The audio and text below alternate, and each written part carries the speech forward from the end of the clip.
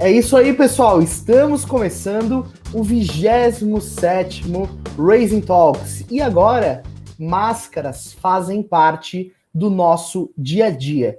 Essa conversa de hoje vai ser super cheia de debates, controvérsia, crítica, haters internos, porque a gente vai colocar o nosso próprio conteúdo, os nossos próprios artigos em debate. Então, mascarada, eu chamo para essa conversa Madu Clan. Olá, e aí, Madu? Vamos lá, né? Vamos começar, vamos tirar, porque é o calor, né? É, exatamente. Então, máscaras só quando a gente está do lado de fora ou perto de outras pessoas. E temos outro mascarado participando dessa conversa, Fábio Ferrari. Olá, gente, tudo bem? Ferrari também tá de máscara, Ferrari. Como é que tá sendo usar máscara aí para vocês? Tá um infernal esse negócio, né? Olha, eu já fui chamado de tudo. Agora, eu nunca fui chamado de orelha de abano. Mas a máscara, ela me deixa um pouquinho com orelha de abano. Isso eu não me acostumei ainda. É bom para segurar a máscara, né? O elástico segura direitinho, né? Como eu tenho um pouco de orelha de abano, isso não é problema. Ela continua do mesmo jeitinho. O time ficou quieto agora. É isso aí. Ficou quieto. Porque, né? Jimmy, eu mesma fiz bullying. Não vou me meter em fria essa máscara. Eu gostei da quadra. Essa eu perdi. Então... Não é que, na verdade, tua câmera deu uma travadinha, aí ficou com uma expressão no teu rosto, ficou muito engraçado. Perdesse o rebolado, diz aí, Jimmy. Pois é, perdi o rebolado, né? Mas é isso aí, pessoal. Pô, a gente tá aqui fazendo o 27º Raising Talks, alcançando a cada semana novos episódios, né? Subindo o nosso número de conteúdos. Hoje mais cedo eu tava comentando com o Ferrari que a gente tá liberando long forms quase na mesma proporção na qual a gente está liberando nuggets. Ou seja, isso é um sinal de que a gente tá fazendo coisa pra caramba nessa quarentena, né? É isso aí. Fazia tempo que a gente não trazia a Duda para os nossos conteúdos, né? Pô, a gente tem que fazer mais isso mais vezes, né? Eu estava mais pelos bastidores. É que a Duda, ela fica lá assim o dia inteiro, ó, só escrevendo. Então, parece aqueles. Não tem aqueles GIFs aqui que aparece a pessoa assim, sou eu. Exatamente. A Duda é esse meme, quer dizer, aqui desse lado. O objetivo do nosso papo é colocar os artigos no meio da conversa, né? A gente refletir sobre o nosso próprio conteúdo. A gente está completando já alguns meses de trabalho construindo a nossa comunidade sobre marketing de audiência, né? A comunidade dos Raisers. E eu sinto que a gente tem ficado muito mais maduro sobre as nossas visões, sobre os nossos conceitos. E a Madu separou uma lista de 6 artigos que a gente compartilhou, né, Madu? Para a gente falar sobre. Quais são esses artigos aí? O que a gente tem separado na pauta? Vamos lá, a gente tem desenvolvimento da audiência antes do produto, né? Sua cozinha e seu marketing. Esqueça o meio do lead, faça o defensor da sua marca. Uma das grandes brigas que a gente comprou, né? Que é a questão de não foque em leads, foque em defensores. Com certeza. Marketing de audiência, um método baseado no modelo Gary Vee. O diálogo constrói laços e, por fim, o segredo é criar a sua própria comunidade online. E eu acho que a gente pode começar falando do marketing de audiência em si, né? Dessa criação dessa ciência, vamos dizer assim. Como é esse processo? Como a Raise Hands se posiciona nesse terreno, né?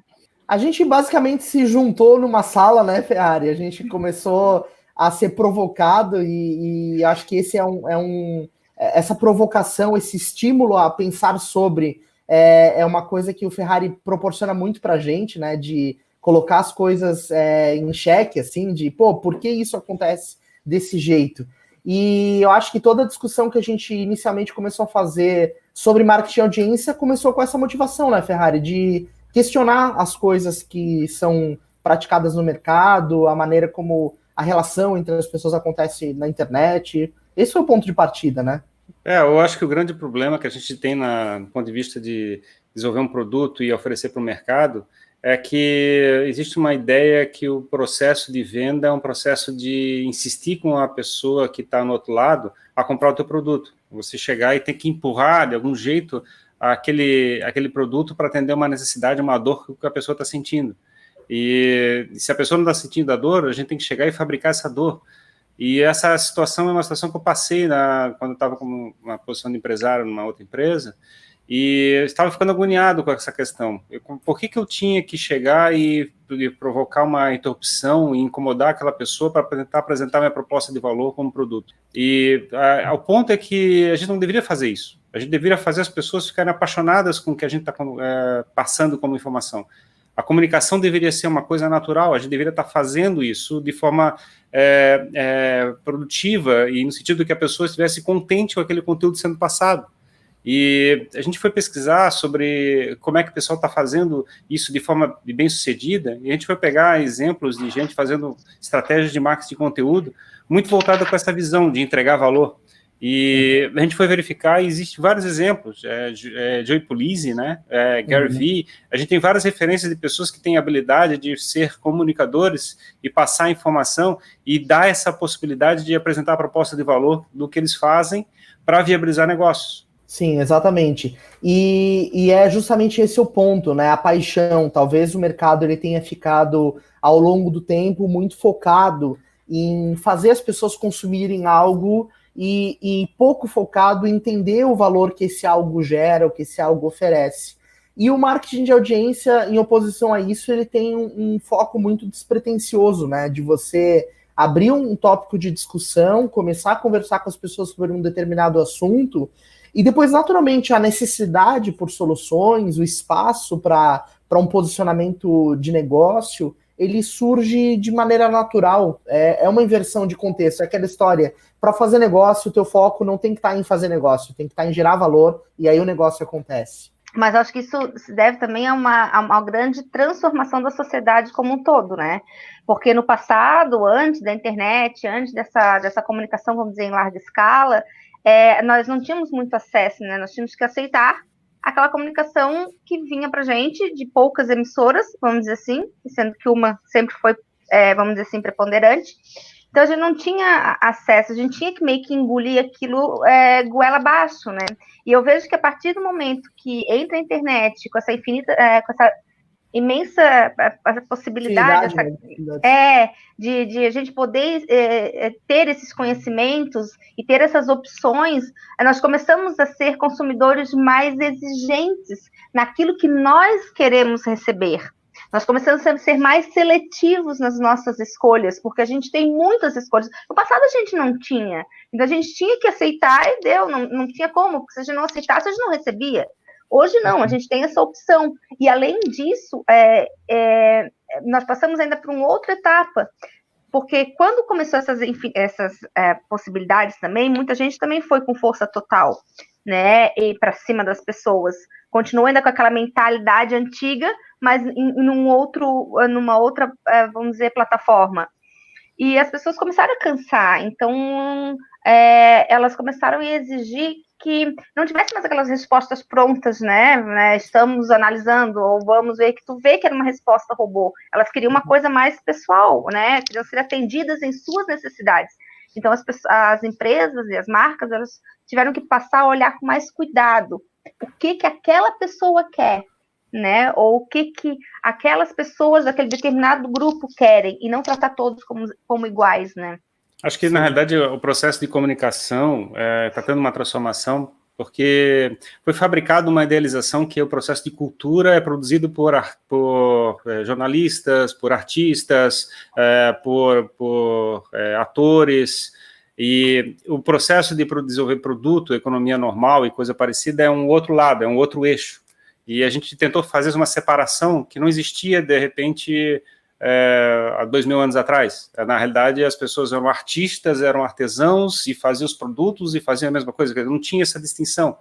E esse processo teve essa distinção porque estava ficando muito caro você ter uma imprensa, uma rotativa, uma imprensa para poder imprimir um jornal, um livro, ou você tem uma licença de televisão para poder fazer a transmissão. Então os negócios de geração de cultura implicavam em fazer um oligopólio, organizar em um espaço onde as pessoas pudessem produzir aquele conteúdo e utilizar o capital investido na produção daqueles materiais.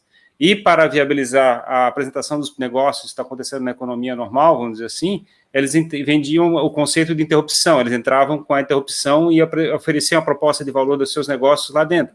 Essa separação que existiu nessa fase que a gente teve da comunicação de massa está deixando de existir. A gente está tendo um processo de voltar para um processo muito mais democrático, onde todo mundo pode ser tanto gerador de produtos e serviços e também comunicador, simultaneamente. Quer dizer, a gente está voltando para um modelo antigo, onde não existe mais essa super especialização como existia no passado. E é tão interessante olhar por esse ponto, Ferrari, porque isso nada mais é do que um processo de democratização da produção de conteúdo, né? Hoje, todos nós temos praticamente o mesmo poderio de produção de conteúdo do que grandes instituições, do que grandes personalidades, porque os canais, eles são os mesmos, né? Então, essa mesma live que agora está rolando aqui no YouTube poderia estar sendo feita pelo presidente da maior potência do mundo usando a mesma ferramenta. E esse acesso que mudou, né, que é diferente dessa época que você falou das rotativas e de toda a estrutura que a produção de conteúdo demandava, abriu espaço para que novas ideias surgissem e entrassem em debate. E é curioso porque, por exemplo, a revolta protestante, né, foi muito provocada pelo uso da invenção de Gutenberg da impressora ser utilizada para fazer uma tradução da Bíblia, que permitiu uma democratização dos ensinamentos religiosos que existiam naquela época. Então é engraçado, a mesma forma que a tecnologia viabilizou daquela democratização naquele tempo, que você chegou e fez a cultura se disseminar em toda a população, aquela mesma processo de tecnologia fez uma monopolização, uma oligopolização de processo de produção de conteúdo. E agora a gente está tendo uma democratização também do processo de geração de conteúdo. E, na verdade, acho que tudo parte do princípio do esclarecimento, né? A democratização, ela também pega muito nesse ponto de esclarecer, de tornar acessível a mais pessoas. E aí isso gera debate, porque quem detém o poderio de comunicação, ou quem detém a informação, não quer necessariamente que isso aconteça, não quer que todo mundo tenha acesso igualitário a uma ferramenta de produção de conteúdo, ou uma ferramenta de comunicação. E aí, como isso está acontecendo, as comunicações que ganham relevância são aquelas que geram um valor real, e não aquelas que só estão lá porque estão bem posicionadas há muito tempo. Então, o ponto de relevância deixa de ser o posicionamento, e sim o valor que está sendo gerado. É que também, na verdade, passou, né? Eu acho que essas grandes empresas antes, elas detinham aquele poder, né? Que elas eram os detentores do conhecimento e da transmissão da informação, né? E agora essa questão de conhecimento e difusão da informação ou de produção de conteúdo, ela não está mais nas mãos de uma só pessoa ou de uma grande empresa. Todo mundo é produtor de conteúdo, né? Como a gente diz, basta ter um celular que você se torna produtor. É mesmo que a gente pode até voltar naquele debate que teve muitos anos atrás, né? Eu vou defender o meu diploma, né, de jornalista, mas hoje em dia, se eu voltasse atrás, de repente eu não faria mais a faculdade, porque eu acho que não tem mais tanta aquela exigência, né? Todo mundo virou produtor de conteúdo, todo mundo virou, vamos dizer, jornalista, porque é só tu sair na rua com o teu celular, se acontece alguma coisa, você mesmo reporta, e você pode se fazer naquele papel. Todo mundo tem a habilidade de escrever, alguns têm um dom de ter mais facilidade, mas a escrita, ela é uma prática, né? Então eu acho que houve essa mudança dessa detenção de poder, se é que esse poder realmente existia, né? Ou não era só fruto da imaginação, mas independente disso, hoje ele está muito mais disseminado, né? Inclusive, você pode até aprender a escrever usando a internet, ou seja, se você pesquisar, tem gente que está te ensinando a ser um escritor melhor através da internet. A desenvolver a tua criatividade. Tem vários cursos na internet para isso, né? Isso. Então, é isso que eu falo. Hoje em dia, todo mundo, né, produz conteúdo, todo mundo é jornalista, todo mundo pode criar a sua própria bolha. Aí é que tá, acho que as pessoas também cansaram muito de toda daquele material que era produzido, e resolveu falar assim, tá, eu não quero isso, eu não quero aquilo, né, dessa maneira que veio, eu não estou gostando, então eu mesmo vou produzir minha bolha, eu mesmo vou produzir o meu conteúdo e vou falar daquilo que eu quero. Mas você há de convir comigo, Madu, que também, apesar do conhecimento estar tão democrático como está, quem ganha relevância é quem está entregando algo de verdade, né? Não, com certeza. Com certeza. O que eu falo não estou entrando no mérito do juízo de valor, né? Claro. Do que entrega. Eu digo que, assim, hoje em dia todo mundo produz conteúdo, independente de você achar que é besteira, de você achar que realmente tem valor, independente. O que eu estou dizendo é que todo mundo é produtor de conteúdo hoje em dia. Agora, nós vamos para um outro mérito, porque as pessoas querem valor. As pessoas querem consumir algo que acrescente, isso já é uma outra etapa agora. Eu vejo assim, por etapas, assim, né? Eu acho que é uma evolução dessa produção de conteúdo na internet. Antes todo mundo aceitava tudo, porque achava tudo legal. Olha que bacana, todo mundo, né, tá produzindo conteúdo, olha que legal. Não. Mas acho que tudo que não acrescenta vai começar a ficar um pouco para trás, porque tem aquela coisa do entreter, né, que também é bacana, que também é necessário, mas hoje em dia as pessoas até nisso estão muito mais seletivas. O conteúdo hoje em dia tem que entregar valor, ele tem que ter um propósito, ele tem que gerar alguma transformação na vida das pessoas, ele tem que acrescentar algo na vida das pessoas, para as pessoas quererem ficar com você e consumi-lo, defendê-lo, seja o que for. E tem um ponto também que eu me lembro muito dessa conversa com o Ferrari, e é um dos pontos de um dos artigos que a gente está debatendo aqui, que é a sua cozinha e o seu marketing, que a gente tinha muita visão, e estava muito na minha cabeça, de tornar a produção de conteúdo algo natural à vida. Ou seja, eu levantei da cama, eu estou produzindo conteúdo, eu estou gravando meu dia a dia, etc. E a gente adotou uma expressão que é mostrar a cozinha, mostrar o bastidor, pegar o celular do bolso e começar a falar agora sobre o que está acontecendo, sem preparar o ambiente. E eu lembro que esse ímpeto, essa diferenciação, ela estava muito clara na minha cabeça quando a gente começou a assumir essa velocidade de produção de conteúdo. E hoje em dia eu não diferencio mais a minha vida e da cozinha. Como eu já mostro tudo, parece que o parâmetro do que é cozinha e do que não existe mais, porque eu estou mostrando tudo. Então, eu não preciso mostrar a minha cozinha, porque eu já estou... não sei se você entende, assim. É legal a visão. Mas isso que é importante. Porque as pessoas elas estão começando a ficar... por isso que eu digo que é uma outra etapa. As pessoas estão cansadas de ver fakes, as pessoas estão cansadas de ver pessoas artificiais. As pessoas elas querem se conectar com pessoas reais.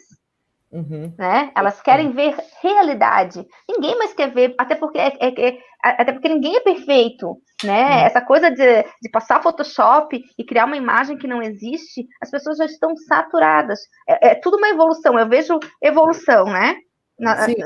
Na comunicação. E eu acho que é isso que gera engajamento. Eu acho que quem conseguir ser cada vez mais real, cada vez mais, como a gente diz, mostrar a nossa cozinha, mostrar que a gente é de carne e osso, que a gente tem os nossos valores, os nossos propósitos de vida, e que eles...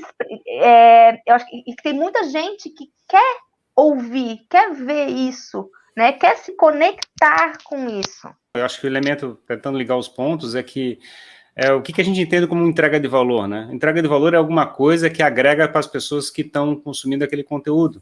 E o que é o que agrega valor? É o que faz a transformação na vida da pessoa. A pessoa fica mais feliz, a pessoa fica mais alegre, ela fica mais hábil para fazer determinada coisa, tem uma sabedoria para lidar com determinados problemas. Então, a gente fala de conteúdo estoico, por exemplo, que te prepara para lidar com a vida. É um conteúdo que te impacta de uma maneira que faz você perceber a vida de maneira diferente. Da mesma forma como a gente está falando aqui sobre o ponto de vista de mostrar a sua cozinha, e depois de um tempo você percebe que você está fazendo isso o tempo todo e não está nem pensando sobre isso, isso está tendo uma transformação, você está usando sabedoria, você está aprendendo que esses bloqueios que você tinha de produzir conteúdo de forma deliberada, construída através de uma máscara, prejudica no processo de comunicação, está te atrapalhando. Então, se você chegar e tem essa transformação desse mindset, você faz essa mudança dessa percepção de como é que você vê o mundo, como é que vê as coisas, faz a tua vida mais simples, mais real, mais autêntica e mais interessante até para as outras pessoas que estão convivendo com você. Sim, exatamente. E também você acaba estando mais pronto para comunicar. Eu acho que isso é um ponto legal, mais maduro para fazer isso. E eu até cito uma situação nossa aqui mesmo. A gente estava começando essa conversa aqui, e aí o Dudu, né, nosso filmmaker, estava preparando o ambiente, ele perguntou, isso vai ser uma live? Aí a gente falou, cara, bota live. Ou seja, a gente está aqui falando ao vivo, naturalmente, e talvez há um ano atrás, ou há 6 meses atrás, a gente teria muito mais dedos para produzir um conteúdo online. Meu Deus, eu tô ao vivo, as pessoas vão entrar e me ver, eu não vou ter que voltar.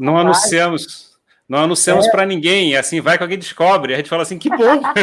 Que bom, exatamente. Então, sabe, aquela história, a qualquer momento a gente está pronto para entrar no jogo, para entrar no conteúdo ao vivo, isso é tão legal, e é o que a gente está trabalhando, né, fortemente na Raise Hands, para fazer com que mais pessoas estejam nesse estágio de disposição para produzir conteúdo. Porque eu vou dizer para vocês, assim, isso é tão mágico na minha vida, assim, na minha cabeça, no meu coração, tá o tempo todo comunicando, isso é tão legal, é tão desafiador, porque a gente não sabe o que pode acontecer, de repente pode entrar um hater aqui na live e começar a conversar com a gente, a debater, a colocar um ponto de vista diferente. É tão bom você estar aberto a isso, porque isso te dá um crescimento profissional gigantesco, assim, é muito legal. Você chegar e estar com uma transformação e o corte dessas crenças que você tinha na tua cabeça que impediam de fazer as coisas. Eu acho que eu me declaro, eu não sou perfeito, eu acho que ninguém é perfeito, todo mundo tem defeitos e vícios e detalhes que aprenderam no crescimento na vida, né? E como é que a gente fica mais adaptado para lidar com os desafios do mundo?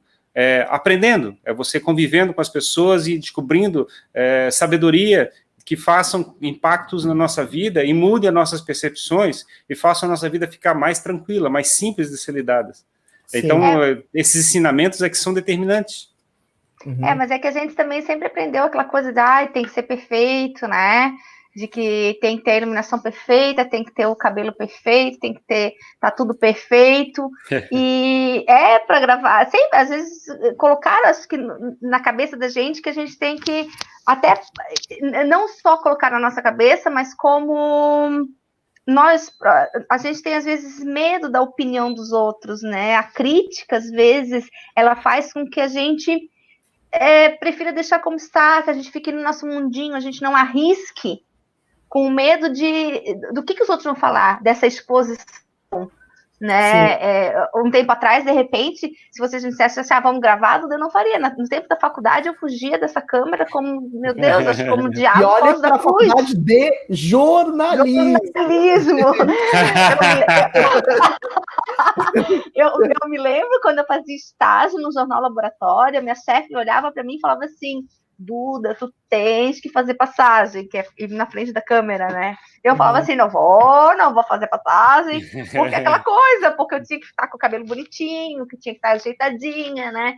Então, e eu acho que a gente vai criando que aquilo fica na cabeça, e a primeira vez que eu apresentei o telejornal, eu acho que criticaram tanto que eu falei assim, eu não quero nunca mais aparecer na frente dessa telinha aqui.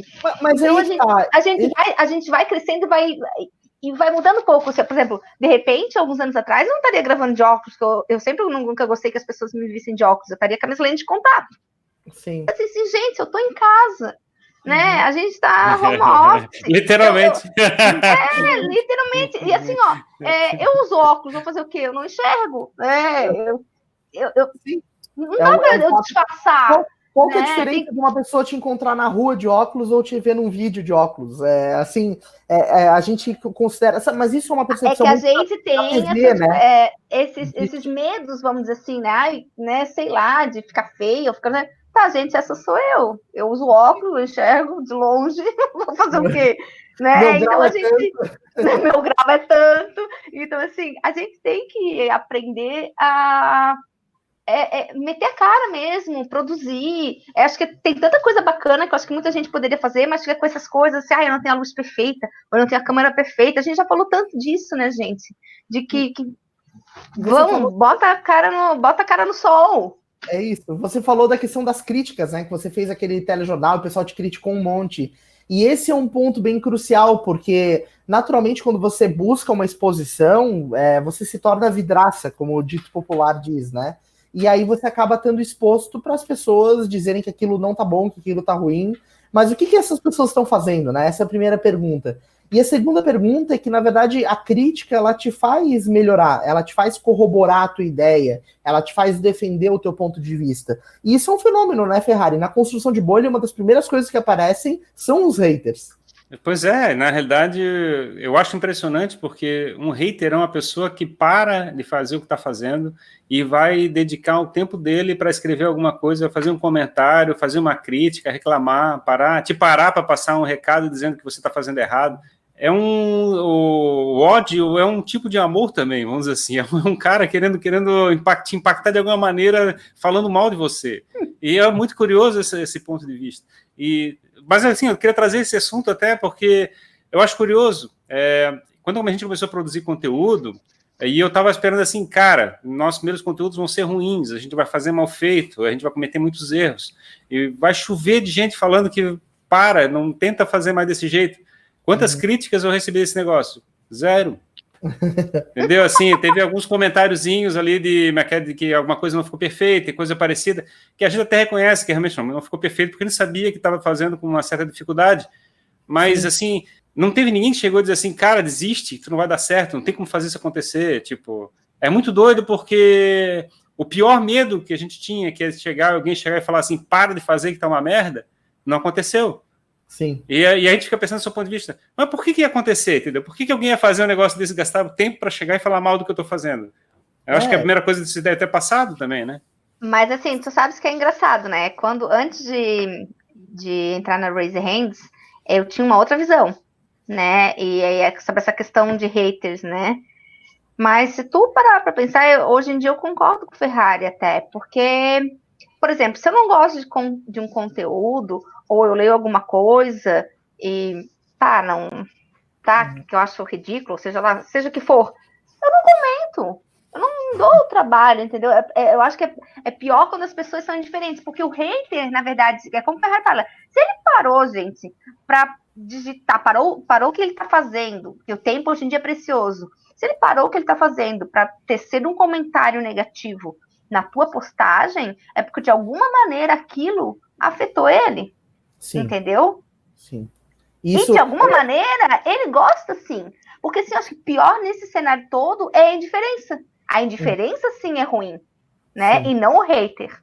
É porque quando não você sei, hoje eu analiso isso, sabe? Depois de toda a explicação do Ferrari, eu comecei a enxergar dessa... Porque assim, se eu não tivesse com vocês, vamos dizer, trabalhando com vocês, de repente se eu escutasse isso e não escutasse toda a nossa conversa, tudo que a gente debate, toda a lógica por trás do raciocínio, de repente também falaria assim, não, meu Deus, né? Mas assim, se tu começa a analisar, tu vai ver que tem uma lógica nisso. Tu seria hater da nossa visão sobre hater. Provavelmente eu seria isso. É um troço engraçado, porque o que eu fico pensando na minha cabeça, e associado àquela expressão que a gente fala, que não seja morno, né? Seja quente ou seja frio, mas não seja morno, tipo, se eu não consigo provocar impacto, as pessoas não sendo nem lovers, nem haters, estão dando indiferença, quer dizer que eu posso chegar e forçar a barra mais um pouquinho, falar alguma coisa que ofende ou que xinga ou que, não no sentido de chegar e ofender, no sentido de agredir, mas no sentido de chegar e quebrar o paradigma que a pessoa tem na cabeça, quer dizer, fazer a pessoa interpretar a vida de uma maneira diferente. A gente tem que forçar mais a barra ainda, tipo assim, como é que eu faço isso acontecer, entendeu? Se eu falo assim, pega o celular e começa a gravar assim, eu vou dizer assim, cara, imediatamente tira o celular do negócio e liga esse live e faz uma live aqui, tipo, você vai ter que fazer isso. Então, a gente tem que ir cada vez mais para a fronteira, né, Ferrari? Vamos indo. A hora que o pessoal, que a gente sair na rua, o pessoal jogar ovo, né, a gente vai ter que sair assim, ó, com uma sombrinha, né? Mas esse é o ponto, assim, tipo, e eu quero muito que isso fique claro, assim, para quem está nos assistindo, e eu acho que esse debate aqui, esse pedaço tem que virar um nugget bem consistente. Porque é o seguinte, olha aí, Dudu! Olha aí, Dudu, alerta de nugget. E isso precisa ficar claro para a audiência. Olha como a gente está levando a crítica de uma forma tão leve e divertida, e como isso está sendo genuíno da nossa parte, assim, acho que a gente tem que ressaltar isso. Porque a crítica, ela não é uma coisa ruim, ela não é uma coisa para você enxergar ela com medo. O que a pessoa vai te fazer? O que o hater vai te fazer? O máximo que vai acontecer, ele vai te jogar um ovo. Assim, ele não vai muito além disso, entendeu? Aí toma um banho, tá limpo de novo e pronto. Então, tá tudo certo, lavou, tá novo. Essa é a ideia. Que, na verdade, a gente tem que passar aqui e tem que deixar claro, né?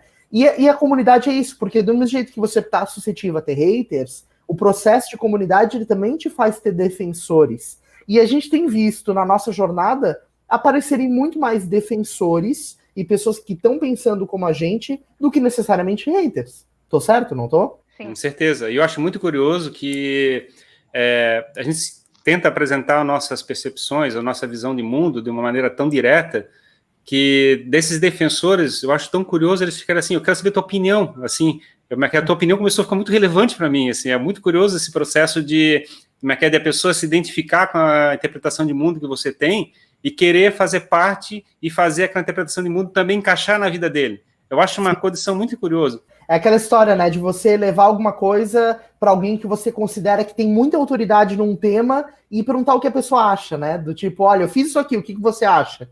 Qual que é a tua visão sobre isso? E é tão legal, é um processo que a gente muito tem, às vezes, com alguém, quando a gente é mais novo, a gente faz isso muito com os pais, né? Com o pai e com a mãe, faz alguma coisa... Olha que legal que eu fiz. Pro pai e pra mãe, né? Uma coisa mais... Depois isso passa a ser dos professores, pessoas que você tem como referência na sua vida, e o processo de autoridade e comunidade acontece exatamente dessa forma. É interessante essa visão, Ferrari. É legal isso, porque... seja o assunto que você imagina em criar uma bolha, as pessoas vão fazer isso com você, né? A gente conversou recentemente com influenciadores de culinária, especificamente de churrasco. As pessoas chegam, eu fiz essa picanha aqui, tá na cocção certa, ou tá no ponto correto, ou o boi morreu à toa, né? Sei lá. Então, é legal, assim, né? Essa visão.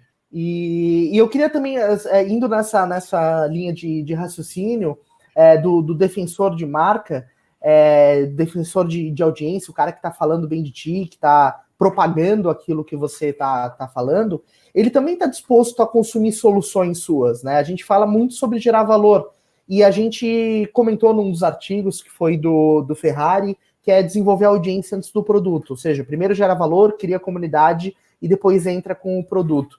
E do ponto de vista de negócio, a tua audiência está muito mais pronta para consumir um produto ou serviço, o quanto mais ela estiver engajada com aquele assunto que você está falando.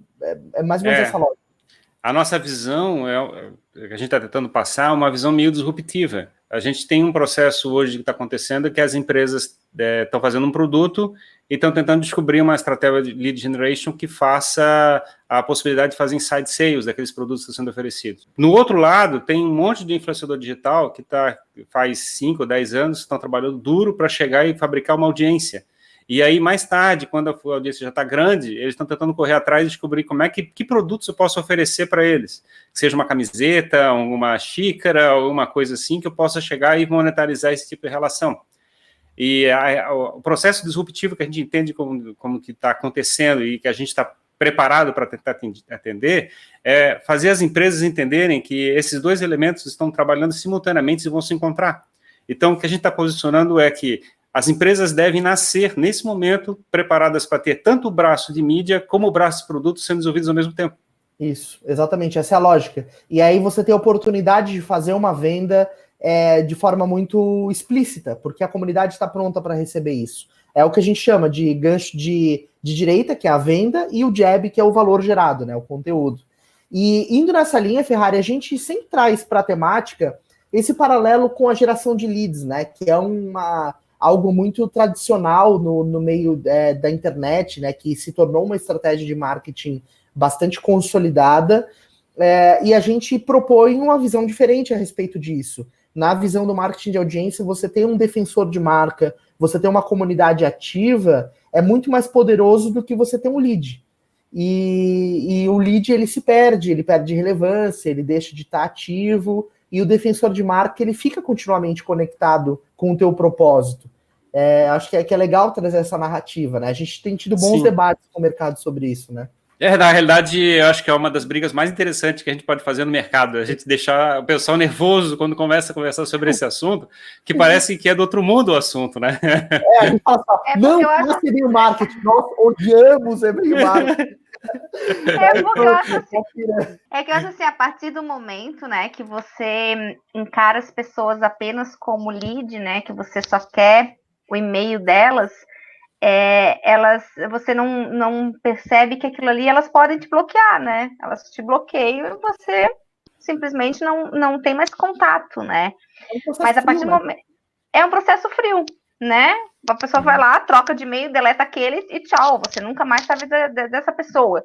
Mas quando você trata ela como um parceiro, na verdade, né? Como vamos dizer, uma união. E aí você... É um relacionamento, na verdade, né? E como em qualquer relacionamento, você tem que abastecê-lo. Você tem que cultivar, você tem que, né, dar atenção, você tem que, vamos dizer, tratar com carinho. E a partir do momento que aquela pessoa sente isso de você, ela passa a tratá-lo como, vamos dizer assim, membro da família, às vezes, né? Ela te defende, ela defende a marca, né? Exatamente. A gente vê tantas pessoas aí que vamos supor, tem marcas aí que têm defensores fiéis, né? E com certeza essas marcas não precisam do e-mail dessas pessoas, né? Na verdade, acho que é uma mudança... Ela precisava unicamente do coração e da mente dessas pessoas. Exato. A partir do momento que você conquista o coração e a mente, você não precisa do e-mail. Assim, as pessoas vão te vender. Eu acho que, na realidade, vem aquele elemento que a gente conversa um pouco, a questão do paradigma de abundância e o paradigma de escassez. A estratégia de lead generation é uma estratégia que você tenta utilizar a audiência de terceiros, seja uma rede social, seja um outro influenciador, seja um site ou coisa parecida, e tenta mendigar o máximo possível de contatos, onde você vai gastar uma grana absurda para tentar fazer aquela pessoa gostar, não apaixonar, gostar daquilo que você está oferecendo. E o nosso ponto de vista é que a gente deve buscar a construção de uma comunidade de pessoas, onde as pessoas que estão ali no topo, que estão mais apaixonadas, que te adoram o que você faz, vão querer procurar o teu produto. Então, assim, em vez de você chegar e ficar no processo de escassez, tentando achar quem é que gosta mais ou menos do meu produto, eu vou gastar um tempo absurdo para explicar para eles o que eu estou oferecendo, eu vou chegar e vou fazer uma população enorme de gente que está envolvida com o meu conteúdo, e aquelas pessoas que estão lá no topo, a cereja do bolo, que estão lá em cima, que estão casadas contigo, e tu vai dizer para eles assim, compra o meu produto que é interessante. E aí tu não precisa explicar mais nada, eles vão dizer assim, cara... Porque não pediu antes, eu vou dizer assim. Então, é outro paradigma. Que eu acho que às vezes quando tu... Desculpa, Jimmy. É que eu acho que às vezes quando tu... quando tu cria tanto esse relacionamento, quando ele tá tão fortificado, você nem precisa mais dizer compre o meu produto. As pessoas elas vão estar tão assim contigo que elas mesmas vão comprar e ainda melhor, elas vão vender por você. Elas que vão ser... Sem você pedir... Elas que vão vender por você. E é também um ponto muito importante, que é a geração de valor despretensiosa. O marketing de audiência ele é pautado por uma geração de valor genuína, autêntica. Eu estou entregando o meu conhecimento e gerando valor, porque eu sei que isso é importante para você, e eu estou fazendo o meu melhor para que você perceba isso. E a estratégia de geração de leads, ela tem um pouco da geração de valor com interesse em acessar aquela pessoa. Então, eu vou escrever um ótimo e-book, eu vou escrever um ótimo conteúdo, mas para acessá-lo, deixe aqui seu e-mail. Então, eu acho que... Seu nome, seu sobrenome. Qual é o melhor e-mail? Qual é o nome da sua empresa? Coloque aqui seu e-mail e quanto é 7 mais 4? Exatamente, aperte de enviar. Ou então naquela selecione semáforos, aí tu fica no ou se não aquela compra. Ou se não para confirmar que tu é um robô, né? Exatamente. Então, depois de escolher semáforos, a pessoa vai para o próximo. Então, eu aí tu bota aquele e-mail, né? Aquele site que bota um e-mail que tu só usa uma vez, né? Tem aquele gerador de e-mail automático, tu para receber o negócio, ele te manda um e-mail, tu esquece aquele e-mail e nunca mais usa. Mas pelo menos tu faz download do e-book, né? Exatamente. Já fiz muito isso. Eu tenho certeza que eu faço questão de escutando e tem o meu e-mail. Desculpa, gente, eu só queria um e-book, bloqueei vocês. Esse é o ponto, assim, é um relacionamento despretensioso, genuíno. E quero dizer, assim, que na nossa visão, no marketing de audiência, o e-mail, ele é, sim, um canal de comunicação previsto, ele pode ser utilizado, mas ele é só mais um canal, ele não é o centro da estratégia. Eu acho que isso que é legal. Desculpa, eu acho que isso que é legal, Jimmy, o que tu está falando. A gente tem que ressaltar que não é que a gente seja contra o e-mail. Exato. Ele tem o seu valor e sua importância, mas não, né, assim, nessa... estratégia. Tanto é que o Jornadas do Marketing de Audiência, nosso boletim semanal, ele é enviado por e-mail para as pessoas. Só que... Gancho! Tá passando aqui, ó, o gancho aqui, ó. Vai lá e assine Jornadas do Marketing de Audiência. Bota marketingaudiência.com, você acessa o nosso boletim semanal. Jimmy, pode repetir? Eu acho que eu não entendi como é que era o e-mail. Estava muito rápido, eu acho. www.marketingdeaudiência.com. Deixe escrever. Esqueci que não tem o ponto .br. Não. E, inclusive, ele é a essência do nosso conteúdo. Você vai ter acesso lá ao melhor do nosso conteúdo. Ó, já está sendo gerado aqui embaixo. Aqui é real time. Mostra pro Dudu. Rápido no gatilho do gancho. Mas o fato é que a gente usa também e-mail para estabelecer comunicação e relacionamento com o nosso participante, o nosso membro da comunidade, mas ele não é o centro da nossa estratégia. A gente está presente em todos os canais. Além do mais, a discussão por e-mail é uma discussão fechada. Você, para crescer, você tem que estar o tempo todo caçando a laço o e-mail das pessoas. Quando você leva a discussão aberta para a rede social, você faz com que ela cresça sozinha, com que as pessoas que fazem parte gerem valor para essa discussão e você tenha um crescimento exponencial, o que não acontece na estratégia pura de geração de lead, né? Você quer a identificação da pessoa com o objetivo de entregar valor. O objetivo não é chegar e fazer uma estratégia de venda de inside sales. A gente não está ali para encher o saco da pessoa. A gente está entregando valor a todo instante. Acho que o grande elemento é quando você considera um e-mail ou uma inscrição numa rede social ou coisa parecida, quando você não chama de lead, e sim simplesmente uma pessoa que está na tua audiência, uma pessoa que vai ser parte da tua comunidade. Exatamente isso. Acho que esse é o ponto, assim, e é crucial isso para que as pessoas consigam, e para as empresas também conseguirem gerar uma conexão com o público. E não ficarem esquecidas, assim, acho que isso é muito cruel quando você faz um esforço de marketing e ele tem data de validade, ele vence, sabe? Ele acaba, ele perde relevância. Isso é que nem você comprar um alimento e não consumir a tempo antes da data de vencimento. Dinheiro jogado fora e desperdício, que é o pior de tudo. E quando você constrói uma estratégia de marketing de audiência, você não desperdiça esforço. Tudo que você fizer, tudo que for feito no marketing de audiência, está focado em ser aproveitado para aquela comunidade. Você não joga o esforço fora. Isso... É o ativo digital, que é o conteúdo que você gera, e o ativo de relacionamento, que é aquele valor que você está entregando em cima para as pessoas, que está dando autoridade para você ter uma relação emocional com aquela pessoa. São os dois ativos que você cultiva. É isso aí. E a gente tem dois tópicos que eu queria relacionar, dois artigos que a gente já debateu uns 4 artigos aqui, e tem 2 que eu queria relacionar, que é o artigo da Duda sobre o segredo é construir uma comunidade online, e o artigo recente que eu escrevi, que é o diálogo constrói laços, né? E eu queria trazer essa discussão de como o diálogo é importante para a constituição de comunidade e o que é a comunidade em si, do ponto de vista prático, digamos assim, né? Esse artigo do Diálogo Constrói Laços, ele foi motivado por uma conversa que eu tive no LinkedIn com um Raiser, né, um participante da nossa comunidade, que veio debater, fazer algumas perguntas, falar sobre o nosso conteúdo, e aquilo gerou uma conversa muito legal, que inclusive falou sobre geração de valor, falou sobre esse papo de e-mail aí que a gente estava conversando. E aí eu fui trocar uma ideia com o Ferrari, que está aqui desse lado, e ele conversou comigo sobre dialética, né? A gente começou a falar sobre Aristóteles e trazer tudo isso, e aí, bum, surgiu essa chave do diálogo para gestão e construção de comunidade, né, Ferrari? Exatamente, eu acho que está relacionado àquele assunto que a gente começou a conversar lá na frente, de a entrega de valor é um processo de ajuda na transformação das pessoas. Você está numa audiência de alguém é porque você está querendo que aquela pessoa te ajude a mudar a sua vida. seja através de entretenimento, quer dizer, você quer ter momentos de alegria, ou seja através de conteúdos que sejam úteis, quer dizer, você quer ter mais conhecimento sobre determinado assunto, ou mais sabedoria para lidar com os desafios da vida.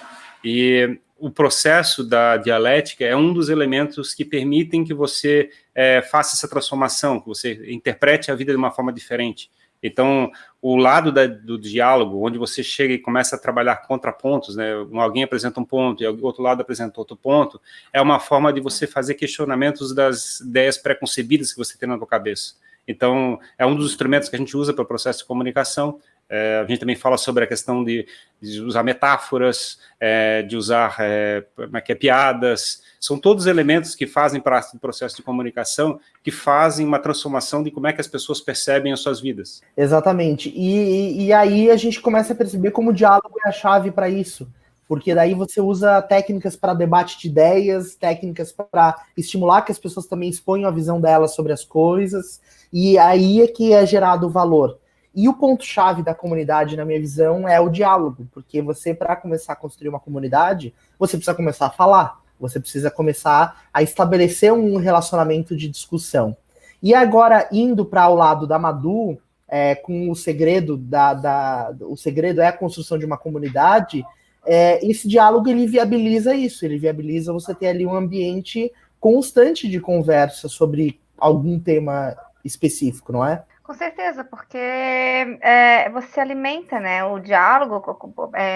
O que é uma comunidade? Comunidade são pessoas que se encontraram, independente da posição geográfica, né, porque graças à internet hoje em dia isso é o que menos interfere, mas que estão ali por afinidade, por estar em volta de um tema que esteja contribuindo para o crescimento delas, né?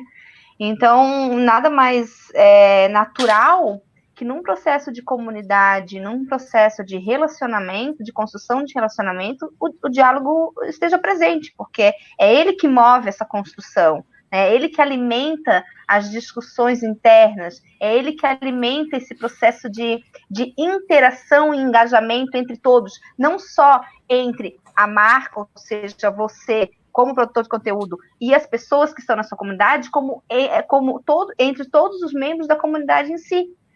Então, é um organismo vivo, todo mundo colabora, né? Uhum.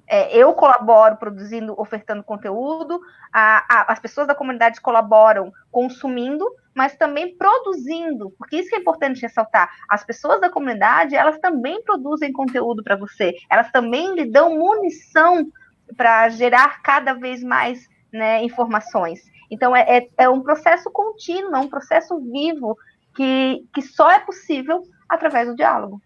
Então esse é o ponto principal assim, que eu queria trazer nessa temática, que você que está pensando na construção da sua bolha, e se você está construindo uma bolha, deveria estar construindo. Se você está construindo isso, você tem que acompanhar a nossa série Crie Sua Bolha do Zero. Então vá aqui no YouTube, ou lá no YouTube, se você está vendo isso em um nugget, e se inscreva para acompanhar as aulas que eu e o Ferrari estamos ministrando sobre como você começar do zero para construir a bolha. E a gente vai trazer diálogo, com certeza, para essa pauta numa próxima aula, porque isso é a chave para gerar esse relacionamento entre a tua comunidade. É isso que a gente enxerga como valor, porque o diálogo ele é de você que está construindo a comunidade e também entre as pessoas que estão participando dessa comunidade. A gente já tem visto os Razers que falam com a gente e os Razers que falam entre eles. E esse é o segredo da coisa. Mais um gancho, hein, Jimmy? Mais um gancho. Hoje eu tô ganhando. Largou mais um gancho. Mas olha só o troço doido. Mas o troço doido, olha só o troço. A gente está fazendo esse processo, mas o que a gente quer, na realidade, é ajudar as pessoas a comunicar, no caso, né? Então, quando a gente fala que você tem que acessar lá o nosso conteúdo, gere sua bolha do zero, a gente quer realmente que você fabrique a sua própria bolha. Você construa valor, fabrique seus próprios ativos e impacte o mundo. Então, a melhor coisa que tem que satisfaz a gente, né, no trabalho que a gente está executando é saber que a gente está fabricando mais gente que consegue fazer isso que a gente está fazendo. E se a gente multiplicar esse processo, a gente faz a nossa mudança da sociedade para uma sociedade melhor através do nosso esforço. E não tem nada mais gratificante que fazer a sociedade crescer através desse processo, de um processo alegre, um processo feliz, um processo de transformação que faz as pessoas construir um mundo melhor. É que a gente quer dar aquele gás, né, para as pessoas, né? A gente quer dar aquela motivação, mostrar, desculpa, a gente quer levanta a mão! A gente quer mostrar que todos nós somos capazes, né? Que todo mundo é capaz, que você que está nos escutando, que você que está nos vendo agora, você pode, né? Como nós podemos, né? Com certeza, antes de nós começarmos, todo mundo, Jimmy, Fábio também tinha, Jimmy também, todo mundo tinha os seus processos internos de essas suas barreiras a serem vencidas, né? E olha aqui, estamos nós três agora aqui, dividindo a tela, cada um no seu retângulozinho, brigando para falar, então, acho que é isso. Então, mas assim, o gancho que eu queria fazer em cima ali do que o Ferrari falou, eu sempre erro os lados. Que a Madu interrompeu. É que a gente nunca consegue falar na frente de um jornalista. Isso eu sei, porque em casa acontece isso também, eu sei como é que é.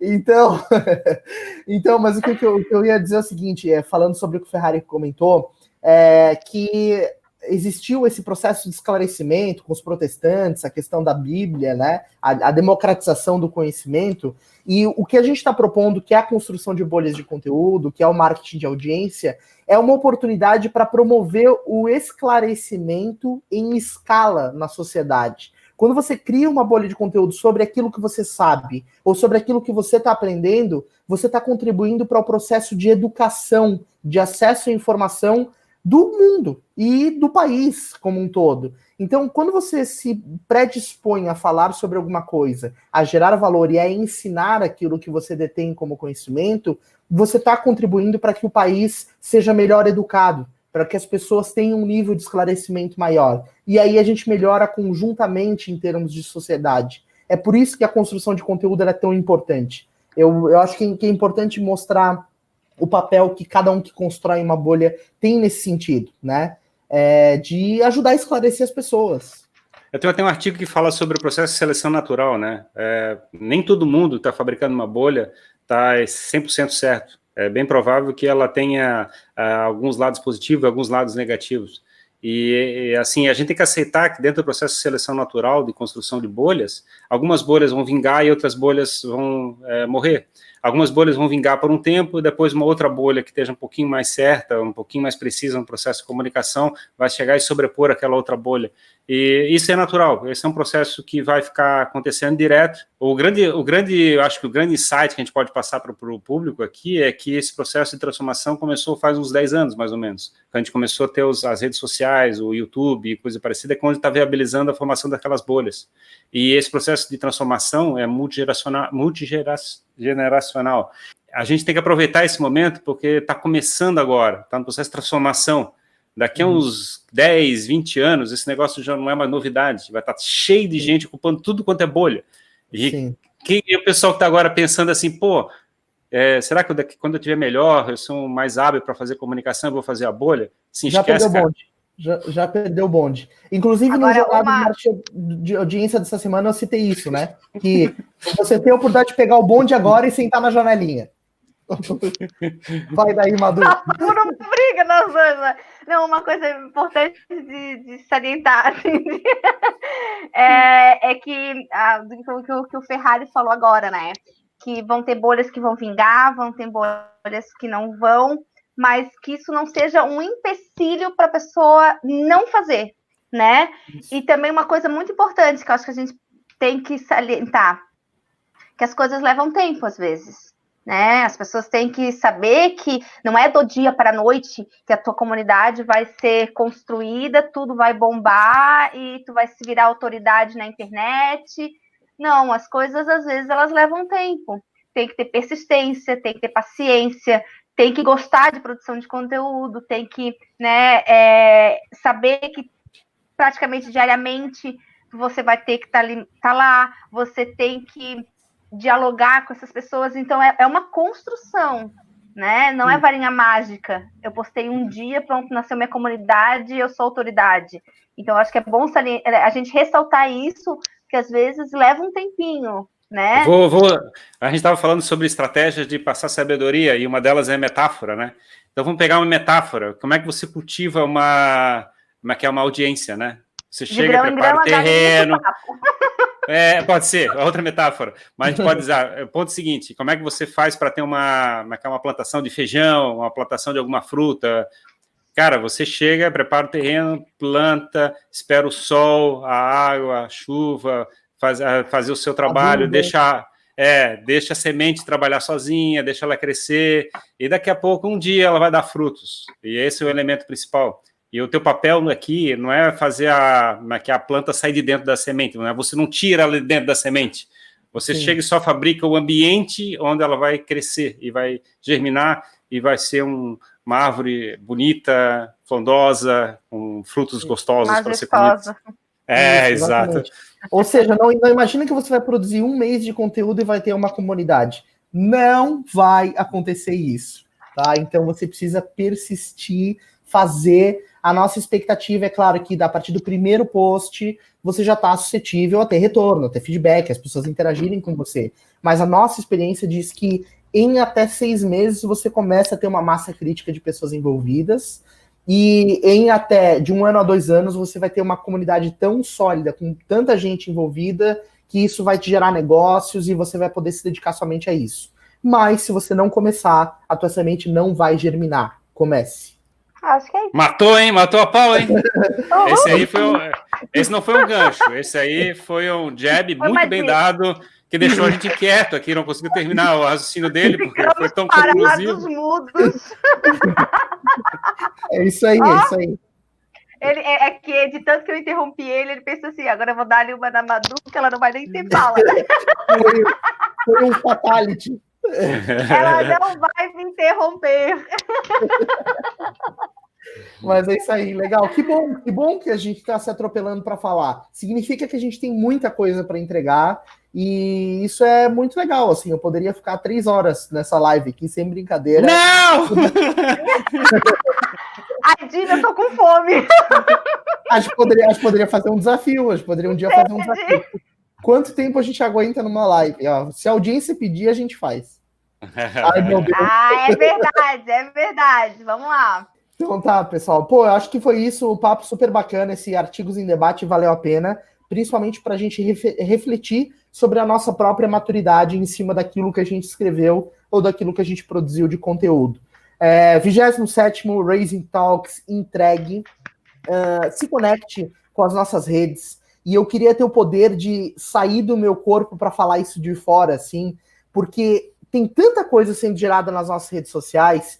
E seria tão importante que você seguisse para o seu processo de construção de bolha, porque tudo que a gente está gerando ali, eu não vi em outro lugar. A gente está reunindo conhecimento sobre roteiro cinematográfico, sobre escrita, sobre técnica de gravação, sobre marketing digital. Cara, tem tanta coisa consolidada no material que a gente está produzindo, que se você conseguir absorver esse conteúdo e aplicar no teu dia a dia, a tua bolha e a tua semente vai germinar. Eu gostei dessa metáfora do Ferrari e eu acho que a gente tem que ir em busca disso. Plante o seu feijãozinho e ele vai nascer do algodão e vai ser uma linda bolha, gerando insights, gerando conteúdo e gerando valor para as pessoas.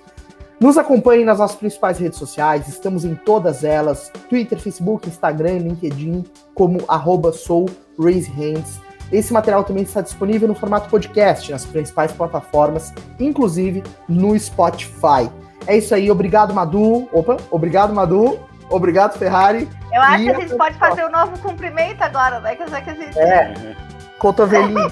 Cotovelinho. É isso aí. Valeu, pessoal. Até o próximo vídeo. Tchau. Falou, gente.